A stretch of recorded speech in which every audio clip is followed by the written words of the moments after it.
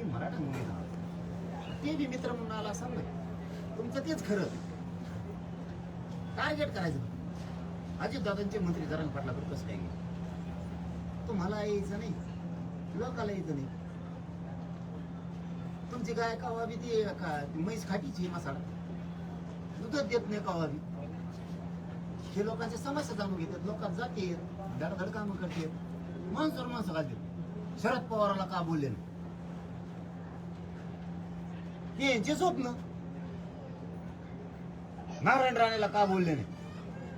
हे यांचे स्वप्न. अशोक चव्हाणाला का बोलले नाही? हे यांचे स्वप्न. माणसावर माणसं घालायची. ते नारायण राणे तुमच्यात आले नसते, तुमचा माग देवारा झाला असता.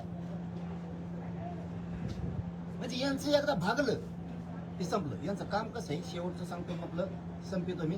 कारण मी आज फक्त 2 मिनिटात संपवायचं सांगितलं होतं, पण तुम्ही प्रश्न विचारल्यामुळे सुरू झालं. यांचं काम असं आहे फडणवीस साहेबाचं, आमचे दै तीर्थापुरील या परिवार आणि ते लय खौट जाऊन या परिवार. ते कुठं गेले भाव कमी करायचे, कशाचा बी मालाचा भाव कमी करायचा हमेशा. त्याची सवच होती. असं फडणवीस साहेबाचं काम. त्याला भाव कमी करायचं नाद होत. पण ते पुढे चालून त्याचे दात पडली, बचळ पडलं. मग आता डॉक्टरकडे जाऊन बसा लागेल ना, ती पर्याय नाही दुसरा, त्याला डॉक्टरकडे. आता दात सगळ्याला बसत नाही, त्याला थोडे डॉक्टरला घासा घुसा लागत, ते करावं लागते. मग ते बरोबर त्याला ते बचळ बसेल बचळ. त्याला बचळ फिचळ बसायचं झालं, पक्क झालं.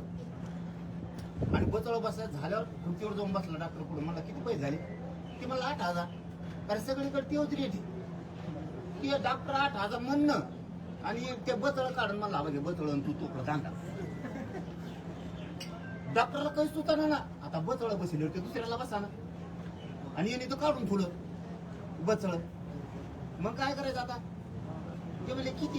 ते मला 2,500. ती मग आता फेकून देऊस तर तसं काम यांचं फडणवीस साहेबाचं.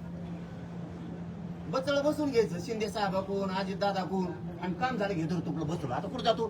तिकडे ठाकरे येऊन द्यायचा नाही माघारी, इकडे हे येऊन द्याय ना. जातो का मासे धरायला म्हणा त्यांना? आता हे आजले खौट धावण्याची ती. यांचं एकदा भागलं ते लगेच सोडून देते.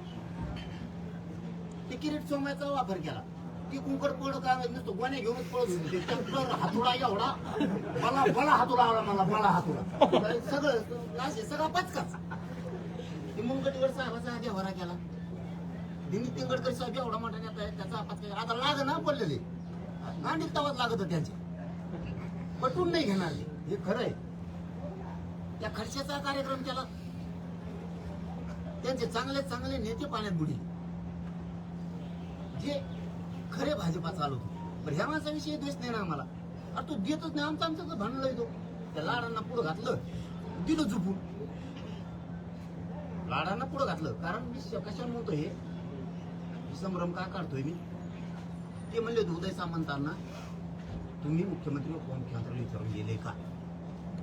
याचा अर्थ हे बिना विचारते येऊ शकत नाही. कारण त्यांचे स्टेटमेंट आहे, मी बिना मर्जीच, मला मर्जी नाहीये, त्यांना विचारल्याशिवाय मी जाऊ शकत नाही. हे शब्द खूप मोठा. यांना स्वतःचा मर्जा सुद्धा नाही जायची. मी माझ्या मर्जीनं जाऊ शकत नाही, तसे मुख्यमंत्र्याला विचारल्याशिवाय येऊ शकत नाही. हे काय म्हणतात, मी मराठा म्हणून आलो. पण त्या मराठा म्हणल्यामुळे आम्हाला त्यांच्याबद्दल श्रद्धा नाही. यांना बोललं तर राग येतो. खरं सांगितलं अरे द्या ना, आम्ही तुमचं उदं करतो ना. किती वाऱ्या सांगितलं अरे, किती वाऱ्या सांगितलंय आम्ही करतो उदं तुमचं. चला नाही केलं ना तिच्या मायाला तुम्ही म्हणताल, तुम्ही देत नाहीत. मग आम्हाला ती चीड का चीड येते मला ही? आता 4-2 तिळावळ उठणारच. कारण बोललेलं जमत नाही, द्यायचं तर काही नाही. मराठ्याला दानत ठेवा, अवकाश ठेवा, ती द्यायची. मग बोलणं नाही खावा. दानत ठेवायची, द्यायची, आणि मग माणसानं बोलणं ऐकून नाही घ्यावं. तुम्हाला द्यायचं नाही, बोलणं ऐकून घ्यायचं नाही. हुकुमशाही लावले काय तुम्ही? मराठ्या पुढे शांतपणा करता काय तुम्ही? आम्ही संयमानं 8 महिने झाला ऐकून घेतलंय भाऊ. 8 कसले 10 महिने. बरं शब्द नाही काढला, दाखवा ना मला काढल्याला. आजही नाही काढला. आताही फक्त फरक सांगितलाय. हे बचळा काढणे, याला त्याला संपविणे, काय खोटं आहे. असे कितीतरी आहेत. तुम्ही दावणी लावून बांधता लोक, याला खतखत माहित नाही.